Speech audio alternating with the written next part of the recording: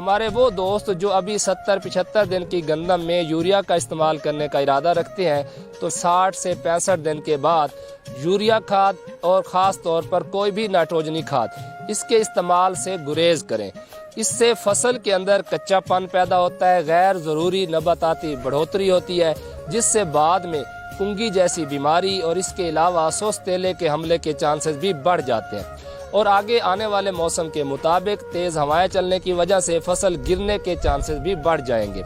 تو اگر آپ دوستوں میں کسی کی بھی فصل پلاہٹ کا شکار ہے، کہیں پر کمزور ہے، یا آپ کو لگتا ہے کہ صحیح طریقے سے بڑھوتری نہیں کر رہی، تو محکمانہ سفارش کے مطابق NPK 20-20-20 یہ 3% محلول یعنی 3 کلو 100 لیٹر پانی میں ملا کر آپ سپرے کر سکتے ہیں۔ اس سے فصل کی نائٹروجن، فاسفورس اور پوٹاش کی جو کمی بیشی ہے وہ پوری ہو جائے گی اور فصل گرنے سے بھی محفوظ رہے گی۔